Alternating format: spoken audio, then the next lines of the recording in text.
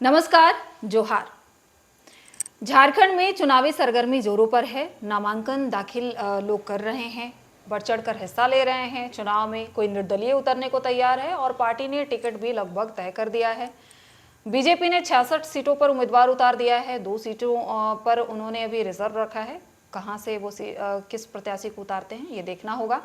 वहीं इंडिया गठबंधन ने भी लगभग सीटें तय कर दी हैं। जेएमएम ने 36 सीटों पर अपने उम्मीदवार घोषित कर दिए।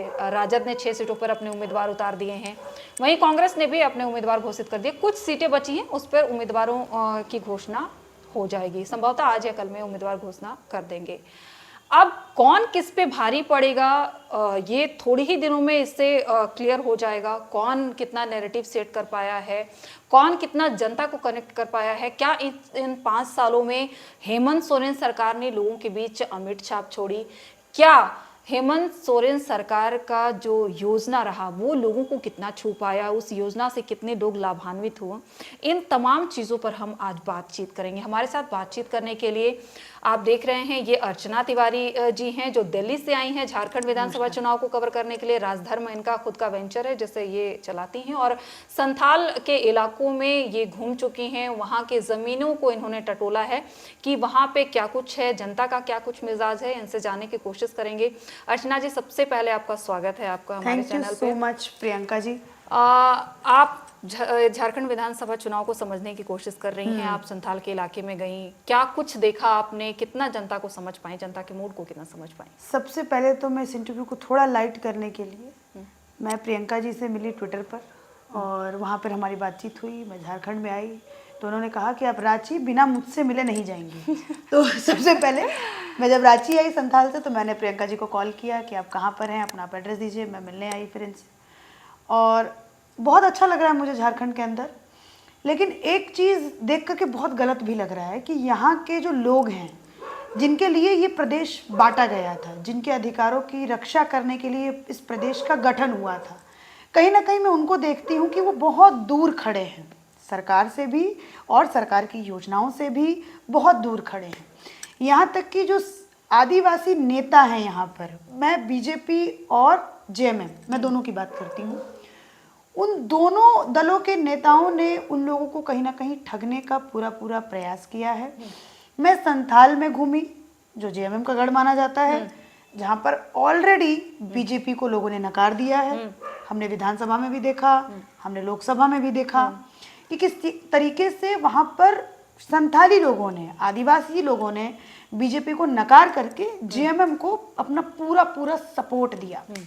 लेकिन जब मैं वहाँ पर उनकी हालत को देखती हूँ तो सच बताऊँ प्रियंका जी, आंखों से आंसू आता है और कहीं ना कहीं ज़बान से निकलता है कि वो फिर कितनी बुरी हालत इन लोगों की है। तो मुझे बहुत बुरा लगता है जब मैं ऐसे इलाकों में घूमती हूँ। और अभी रांची आई हूँ, बच्चों से बात करती हूँ जो यहाँ पर तैयारी कर रहे हैं। कुछ ऐसे बच्चों से भी मिली, लड़कियों से मैं मिली खासकर, तो उन्होंने कहा जी हमने तो अब स्टेट की नौकरियों की तैयारी छोड़ दी है, अब हम स्टेट की नौकरियों पर बिल्कुल भी निर्भर नहीं है, हम अब केंद्र की नौकरियों पर निर्भर हैं, अब हम उसकी तैयारी करेंगे। तो मतलब पूरा ये लबो-लबाब मेरा झारखंड को है। जैसे हम अगर संथाल को लेकर देखें, जो पार्टियां रहीं लोकसभा में बहुत खराब हम देखें, बीजेपी का परफॉर्मेंस बहुत खराब रहा, बीजेपी नैरेटिव नहीं सेट कर पाई या जो भी चीज़ें थे जनता को कनेक्ट नहीं कर पाई। तो अभी का क्या लगता है विधानसभा चुनाव में क्या जो जनता चाहती है कि वो कोई ऐसे प्रतिनिधि चुनकर आए जो उनके लिए काम करे? जैसे योजनाओं की अगर हम बात करें, बीजेपी वर्सेस जो रूलिंग गवर्नमेंट है अभी जेएमएम, इनकी योजनाएं और बीजेपी की योजनाएं कितना कनेक्ट कर पा रही, इसको कितना समझी आप संथाल में? जैसे मैया सम्मान योजना हो गया और बीजेपी का गोगो दीदी योजना। सबसे पहले तो इस पे बात करें जो महिलाओं के लिए। मैं इस पर एक बात कहना चाहती हूँ। मैं संथाल की महिलाओं से मिली, मैंने उन लोगों से पूछा वो जो हेमंत सोरेन सरकार की तरफ से ये जो मैया सम्मान योजना है इसको निकाला गया है, क्या आप लोग को मिली किस्त? उन्होंने बोला हाँ किस्त मुझे मिली। मैंने बोला क्या बात है। तो मुझे ये लगा कि आप जितनी स्पीड में मैया सम्मान योजना का पैसा आप उन महिलाओं तक पहुंचाए हैं, उतनी स्पीड में आखिर आपकी सरकार जो है वो उन लोगों तक उनकी अधिकार क्यों नहीं पहुंचा पाई?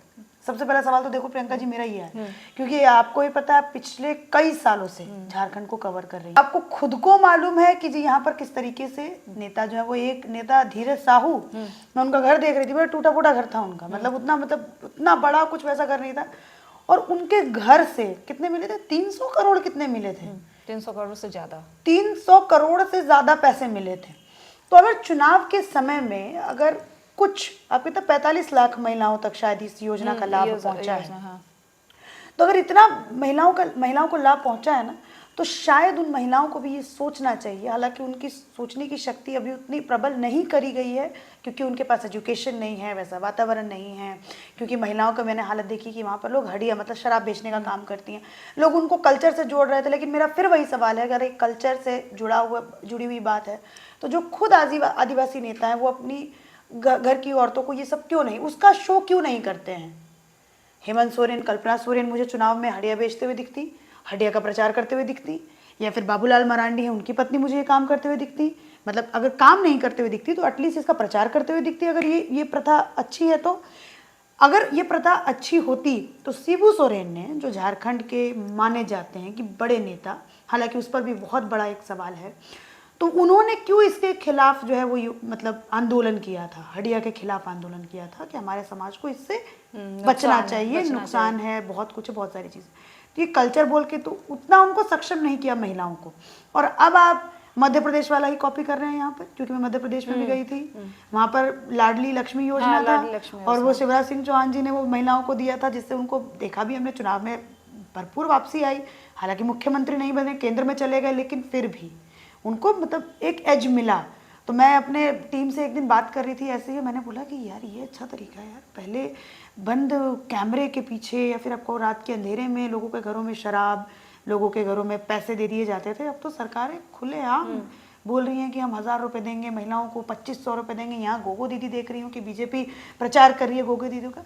तो मुझे लगता है कि ये गलत है, लेकिन उनको भी पूरी तरीके से गलत नहीं बोल सकते नेताओं को, क्योंकि समाज के हम लोग हैं जिनसे वो बाहर निकल के आए हैं, और हम ही लोग हैं जो उनको सपोर्ट करते हैं, आगे पूरा गलत नहीं मानती। हाँ, अब जैसे देखिए, मुझे ये लगता है कि सरकार, किसी की भी सरकार हो, बीजेपी की सरकार हो, जेएमएम की सरकार हो, किसी की भी सरकार हो, लेकिन जो योजनाएं हैं वो सिर्फ शहरी क्षेत्रों तक सिमट कर क्यों रह जाती हैं? सरकार इस पे क्यों काम नहीं करती? स्वास्थ्य सेवाओं से आप देखिए, रूरल एरियाज में चली जाएंगी, आपको वहाँ एम्बुलेंस सेवाएं नहीं होंगी। आज भी लोग खाट पर मरीजों को लेके जाते हैं, किसी की डिलीवरी हो जाती है रास्ते में, किसी की मौत हो जाती है, तो सरकार इस पर ध्यान क्यों नहीं देती? आखिर वो कब तक पिछड़े लोग रह जाएंगे, कब तक वो उभर कर आगे? क्योंकि मैं आपको एक बात बताऊं, मैंने गाँव बहुत कवर किया है। मैं ज़्यादातर, आप लोगों ने भी देखा होगा प्रियंका जी, कि मैं लोगों से बात करने की कोशिश करती हूँ रैदर देन नेताओं से मैं बात करूं। तो मैंने देखा है कि वो एक्सेप्ट कोई जात के नाम पर वोट दे रहा है, कोई अपने उस पर हो रहा है कि हमारे समाज का है तो हम इसको वोट देंगे, ठीक है। एक जैसे मैंने झारखंड में आपको एग्जांपल बताऊं, तो यहाँ पर मास अपील है, जैसे कहते हैं ना कि बीजेपी को मास अपील नहीं है यहाँ पर स्टेट में, लेकिन जेएमएम को मास अपील है। क्योंकि शिबू सोरेन, मैं एक कल नेता के साथ बैठी थी, नाम नहीं बताऊंगी, बीजेपी के ही नेता हैं, मैं उनसे बात करी थी, तो उन्होंने मुझे कहा जी, मैंने पूछा, उन्होंने शिबू सोरेन के साथ भी चुनाव लड़ा है और हेमंत सोरेन के साथ भी चुनाव लड़ने जा रहे हैं। पहले वो बीजेपी में थे, पार्टी बनाई दूसरी, अब वो वापस बीजेपी में है। इशारा आप समझ गए होंगे, जो राजनीति थोड़ा बहुत समझ गए होंगे, ठीक है, कि वो कौन से नेता। तो मैंने पूछा, अब आपको क्या सबसे बड़ा समस्या क्या लगता है? बोलता है कि शिबू सोरेन जो है वो पैसे के साथ चुनाव नहीं लड़ते थे, मतलब वो मास में उनकी अपील थी महाजनों के खिलाफ, क्योंकि महाजन जो है वो बीजेपी के साथ थे उस समय, लोग मानते थे। तो आदिवासियों का आंदोलन एक, क्योंकि महाजन दोहन करते थे अंग्रेजों के साथ मिलकर के, या वैसे भी उन्होंने दोहन किया, तो वो एक नैरेटिव सेट हो गया था कि बीजेपी जो है वो महाजनों की पार्टी है, पैसे वालों की पार्टी है, साहूकारों की पार्टी है। तो इसलिए शिबू सोरेन ने अपना जड़ मजबूत किया किनके बीच? आदिवासियों के बीच। अब वहीं अगर उनके बेटे की बात करें तो बहुत पैसा फेंकता है, जिसमें हम लोगों के लिए थोड़ी बात परेशानी भी हो जाती है कि भाई वो पैसा फेंक रहा है तो चुनाव हमें भी जीतना है, तो हमें भी पैसा फेंकना पड़ता है। तो ये चीज है, तो नहीं हो पाएगा। हेमंत सोरेन का तो ये कहना है कि बीजेपी धन बल की पार्टी है, बीजेपी धन फेंक कर वोट खरीदना चाहती है। निकला है कोडरमा से, कहाँ निकला है, कितना सारा पैसा निकला है। जेएमएम की पार्टी के लीडर थे शायद, 1 करोड़ रुपए नहीं, कोई बिजनेसमैन का बिजनेस पकड़ा गया परसों। उसका लिंक था, मैंने भी देखा भाई, जेएमएम के पार्टी से निकल रहा है, इतना पैसा निकल रहा है। और उधर मैंने अभी महाराष्ट्र में देखा था कि शरद पवार की पार्टी में से ही किसी कोई ट्वीट करता है, फिर उसके बाद संजय राउत ही पता नहीं कौन बोलते हैं कि इनका तो बीजेपी वालों से है, वो इस तरीके से लोग, तो इनके पास भरपूर पैसा है, अपने लिए है, जनता के लिए कुछ नहीं है। अच्छा, अगर हम देखें यहाँ पे चेहरों की अगर हम बात करें, बीजेपी ने अभी कोई चेहरे नहीं दिए हैं। बीजेपी में कद्दावर नेता है। वहीं जेएमएम में आप देख रही हैं हेमंत सोरेन है, कल्पना सोरेन नो डाउट बहुत वोकल होकर निकली हैं और बहुत अच्छी नेत्री के तौर पर उभरी हैं, बहुत अच्छा बोलती हैं, पब्लिक को कनेक्ट करती हैं। अब तो अच्छा है। हेमंत सोरेन ने उनको ब्रांड एम्बेसडर भी बनाया हुआ, इलेक्शन में वो अभी बनी हुई हैं और अच्छा लोगों को कनेक्ट भी करती हैं, जनता को। तो आपको क्या लगता है, अगर इन चेहरों को, तमाम चेहरों को देखें हम, तो किसको आप समझ पाई हैं कि वो बेस्ट है झारखंड को प्रेजेंट करने के लिए? आपको अब तक कोई लगा? पहली बात तो मेरा कोई अधिकार नहीं है, क्योंकि मैं झारखंड में रहती नहीं हूँ, ठीक है। तो मैं इस सवाल पर तो मैं जवाब नहीं देना चाहूँगी, क्योंकि यहाँ पर उन्हीं लोगों का अधिकार है बोलने का जो झारखंड में रहते हों, जिनको नेताओं से कोई दरोकार हो, कोई सरोकार हो, लेना देना हो। मेरा उन नेताओं से कोई मतलब नहीं है, मैं तो एक बाहरी हूँ जिसको दीकू नाम दिया गया तो मैं सॉर्ट ऑफ दीकू, मैं बाहर से आई हूँ, मैं लोगों का यहाँ पे हाल देख रही हूँ, मुझे खुद अजीब लग रहा है। जी बताओ, मैं खुद बिहार से हूँ, अगर आपको पता हो तो मैं पटना से हूँ। और मेरे जन्म के बाद 2000 में बटा है झारखंड और बिहार, 15 नवंबर 2000। और मेरा जन्म हुआ है 98 में, 98 में बॉर्न हूँ। तो उसके बाद जो है वो झारखंड और बिहार में विभाजन हुआ। तो एक तरीके से देखा जाए तो बिहार को बड़ा भाई भी मानते हैं, लेकिन हमारे बिहार की भी स्थिति मैं वैसे ही देख रही हूँ, झारखंड की भी स्थिति वैसे देख रही हूँ। लेकिन एक चीज़ जो मैं आज स्टूडेंट से बात कर रही थी, तो उन्होंने कहा कि इस समय बिहार के अंदर रोजगार में बाहर हो रखा है। हाँ, रोजगार बहुत अच्छा है, बहुत अच्छा, परीक्षाएं समय पर हो रही हैं, रोजगार समय पे मिल रहा है, लोगों को नौकरियां मिल रही हैं, जो झारखंड में नहीं है। तो ये मैं कह रही हूँ कि यहाँ के लोगों को ही सोचना पड़ेगा कि आप किन लोगों को चुन रहे हैं, और अगर चुन भी रहे हैं तो उनसे सवाल किस तरीके से पूछ रहे हैं। अगर आज भी आप किसी पार्टी को केवल मात्र इसलिए वोट देते हैं क्योंकि उनके पूर्वज जो हैं वो आपके लिए आंदोलन की लड़ाई लड़े, तो उनकी मलाई अगर आप आज खाने दे रहे हैं, तो ये आप लोगों में गलती है। यहाँ अगर हम बिहार से झारखंड का कंपैरिजन करें, बीपीएससी कंटिन्यू हर साल परीक्षाएं ले रही हैं, रिजल्ट समय पे आ रहे हैं। कुछ जो है वो तेजस्वी यादव के खाते में भी जाता है, जब उन्होंने शिक्षक की लाख बहालियां की थी भाई, इसके लिए तो नो डाउट तेजस्वी यादव ने किया था। लोग मुझे कह रहे थे कि मतलब, मैं तो जब बिहार में घूम रही थी, अब मैं क्या बताऊं, इन नेताओं को मैं इतना कवर करती हूँ। मैं तेजस्वी यादव की सीट पर गई, राघोपुर उनका विधानसभा सीट का नाम है, मैं उधर गई, मैंने देखा वहां पे पुल नहीं है। 17 साल पहले किसी मतलब वहां पे पुल बनने का मतलब निकल गया था कि पुल बनना है वहां पर, लेकिन आज भी वो पुल कंप्लीट नहीं है। 17 साल पहले की मैं बात कर रही हूँ। पीपा पुल का वो मेरा वीडियो भी है, मैंने ट्विटर पर भी डाला है, आप लोगों को मिल जाएगा मेरे, अगर आप ट्विटर नेट पर जाए। आज भी वहां पर पीपा पुल है, लोग उसी रास्ते से जाते हैं, बरसात में वो पुल टूट जाता है, पूरा बंद हो जाता है। बिहार में पुल टूटने का लेकिन बहुत कहानी है। हाँ, बहुत है। लेकिन आप जैसे कि आपने बात की, तो मैं इस बात को, क्योंकि मैंने उनका विधानसभा कवर किया, और वहाँ के स्कूल मैंने देखे कि वहाँ पे एक वो होता है ना, मतलब शेल्टर होता है एक तरीके से टेम्पररी जिसको बनाया जाता है, तो वो मैंने देखा उनके विधानसभा के स्कूल में वो व्यवस्था थी। तो ये नेताओं को तो भैया मैंने हाथ जोड़ लिया, इनसे पता नहीं हमारा देश वही कैसे अगर हम सुधरेगा, झारखंड की बात करें, जो हम बात कर रहे थे कि वहाँ के आयोग का बीपीएससी जो है बिहार कर्मचारी चयन आयोग, वहीं अगर हम झारखंड कर्मचारी चयन आयोग की बात करें और झारखंड पब्लिक सर्विस कमीशन की बात करें, तो इस पे हमेशा ही भ्रष्टाचार का आरोप लगा, सरकार किसी की भी आए। हाँ, दाग इससे नहीं हट पाया। 24 साल में कोई भी परीक्षा अछूता नहीं है भ्रष्टाचार से। पेपर आता है, लोग नोटिफिकेशन आता है, लोग फॉर्म भरते हैं, उसका एग्ज़ाम भी देते हैं, कभी पेपर लीक हो जाता है, कभी सीटें बेच दी जाती हैं। सेकंड जेपीएससी का आप देखें, हाल के दिनों में 1 साल पहले सीबीआई ने चार्जशीट दायर किया, उसमें 35 ऐसे अभ्यर्थी हैं जो आज नौकरी कर रहे हैं और उनकी तनख्वाह 1.5 लाख से ऊपर हो गई होगी और बड़े पदों पर चले गए हैं। बड़ी बड़ी इमारतें उन्होंने अपनी काला धन से अर्जित कर ली और आज वो दोषी करार दिए गए हैं। 5 ऐसे लोग हैं जो उसमें जो आयोग में काम करने वाले लोग थे, जो सिटर थे। आप देखिए, जेएसएससी सीजीएल का जो पेपर लीक होता है, उसका कनेक्शन होता है विधानसभा के कुछ लोग पकड़े जाते हैं उसमें। कौन सी पार्टी के? खुलकर पार्टी नहीं, विधानसभा के कर्मी खुद जो हैं वो उसमें पकड़े जाते हैं। जेएमएम डायरेक्ट बोलिए, जेएमएम हम थोड़ी किसी देखिए पार्टी के हम बात चैनल नहीं का करते, कि हमें वो कोई आयोग पैसा पैकेट दे रहा है जो हम लोग नहीं बोल हम सकते। खुल के नहीं बोल रहे हैं, हम साफ तौर पे जो विधानसभा के कर्मी हैं वो उसमें पकड़े गए। तो संरक्षण प्राप्त तो सत्ता का कहा जा सकता है ना, कि आप कैसे काम कर सकते हैं। आप सरकार के नाक के नीचे हो जाए, ब्यूरोक्रेट्स इसमें शामिल हो जाएं, ये कैसे हो सकता है जब तक सत्ता का संरक्षण प्राप्त ना हो।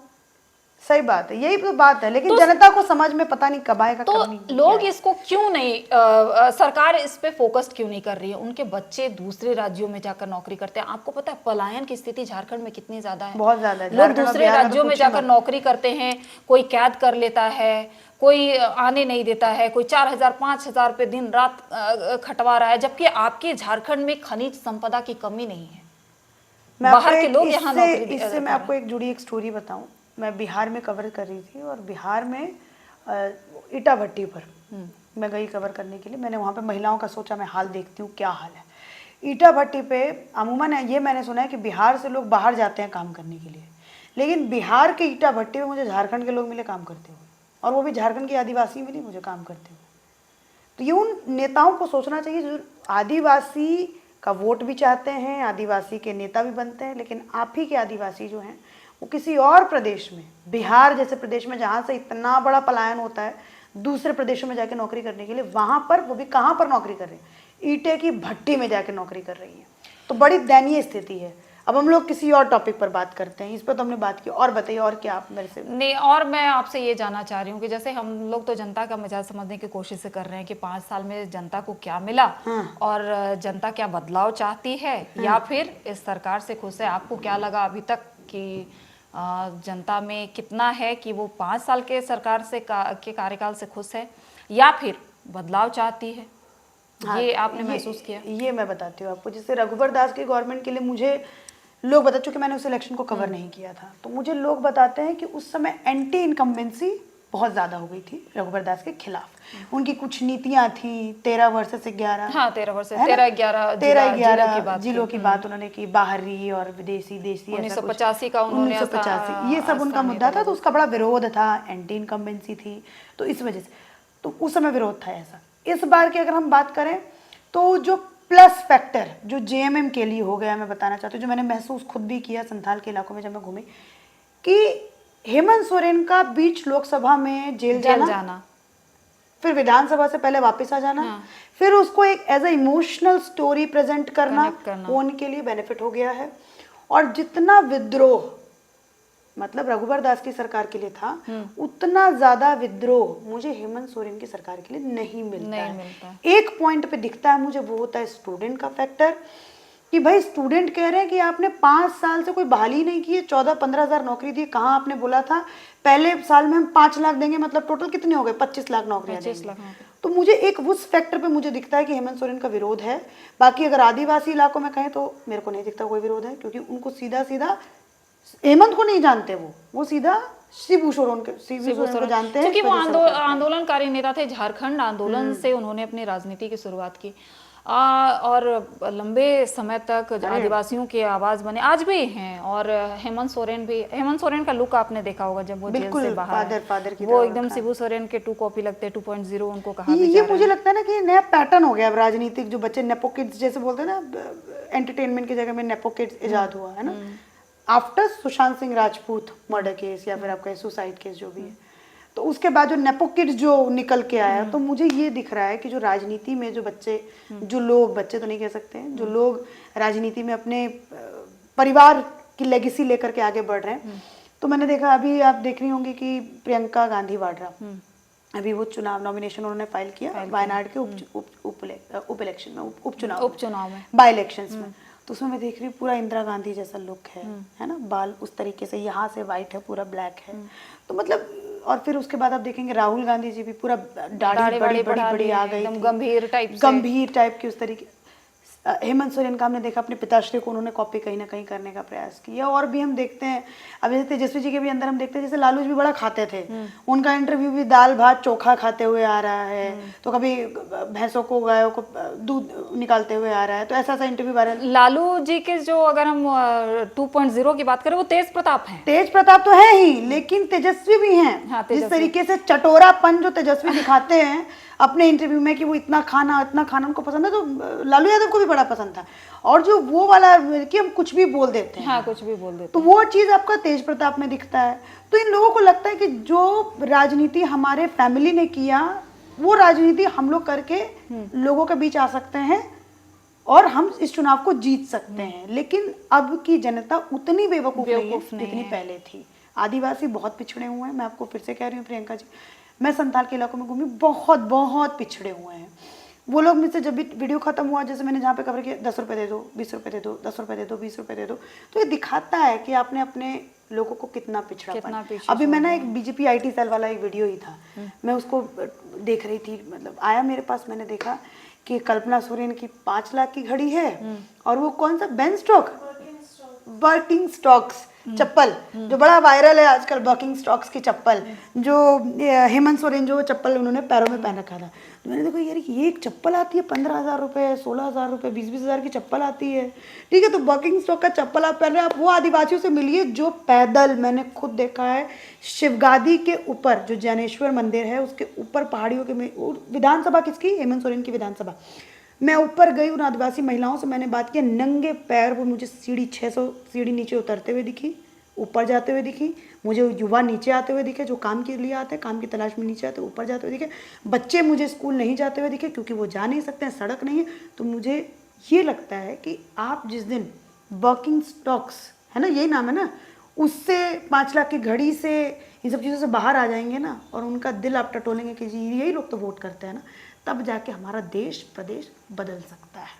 अच्छा, ये बताइए कि जो पूर्व मुख्यमंत्री चंपई सोरेन पार्टी छोड़कर बीजेपी में शामिल हुए। बीजेपी से भी कई नेता, जैसे लुइस मरांडी सीनियर लीडर हैं, वो अब जेएमएम में चली गई हैं, कई इधर उधर हो रहे हैं, लेकिन चंपई सोरेन का एक ओहदा था, कद्दावर नेता थे शिबू सोरेन के साथ, उसका इम्पैक्ट, चूंकि आप संथाल में घूमी, संथाल से वो आते थे, क्या इम्पैक्ट? मैंने शिबू, अब देखिए चंपई सोरेन के बारे में अगर मैं कहूँ तो मैंने ये सुना है, चूंकि मैं पहली बार झारखंड आई हूँ, तो आंदोलन इन लोगों ने साथ में शुरू किया, शिबू सोरेन, चंपई सोरेन, इन सब ने, और भी महतो नेता भी थे जिनका जिक्र नहीं करते, हालांकि निर्मल, ठीक है, निर्मल में बहुत सारे महतो नेता भी थे, मतलब कद्दावर महतो नेता, जिनको बोला जाए कि हाँ भाई उन्होंने अपना खून बहाया है झारखंड के लिए, उसको ज़्यादा याद नहीं किया जाता है झारखंड की पॉलिटिक्स में।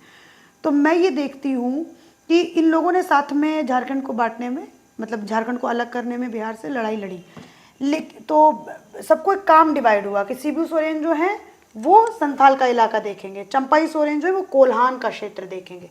तो चंपई सोरेन का जो असर हमें देखने को मिले, चंपई सोरेन का, वो हमें कोल्हान के क्षेत्रों में देखने को मिलेगा। उधर कोई नहीं जानता ज़्यादा चंपई सोरेन को, उधर शिबू सोरेन को।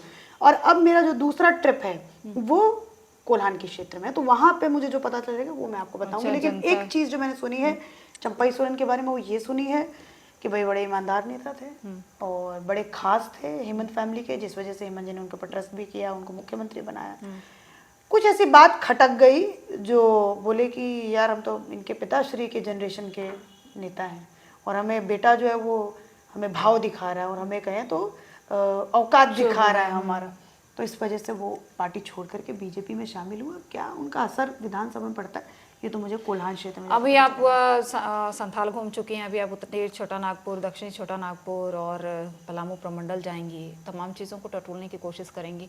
अभी क्या लगता है झारखंड को, अगर आप देखते हैं, अगर दिल्ली में बैठ कर देखें या फिर झारखंड में आकर देखें, क्या लगता है कि कौन सी चीज़ें यहाँ पे होनी चाहिए या फिर क्या बदलाव होना चाहिए? सबसे पहले तो डेवलपमेंट होनी चाहिए जो बिल्कुल नहीं है, इंफ्रास्ट्रक्चर होना चाहिए जो बिल्कुल भी नहीं है, और इन सबसे पहले उन आदिवासियों को शिक्षित करें, उनको ये समझाएं कि भैया जल जंगल ज़मीन आप ही की है, लेकिन आपके रोजगार के लिए आपको शिक्षित होना भी ज़रूरी है। आप कभी एक पार्टी के पपेट्स नहीं बन के रह सकते हैं, ये सबसे पहले होना ज़रूरी है, तब यहाँ पर झारखंड का विकास हो पाएगा। क्योंकि आज जब मैं देखती हूँ कि झारखंड में इतने बच्चे, इतने लाखों बच्चे, 2000 की नौकरी, 2000 वैकेंसी के लिए जब 6 लाख बच्चे फॉर्म फिल करते हैं ना, तो मैं ये देखती हूँ कि अगर यहाँ पर इंफ्रास्ट्रक्चर होता, यहाँ पर अगर कॉलेजेस होते, यहाँ पर अगर कंपनीज होते, तो शायद इतनी तादाद में बच्चे जो हैं वो सरकारी नौकरी पर निर्भर नहीं होते।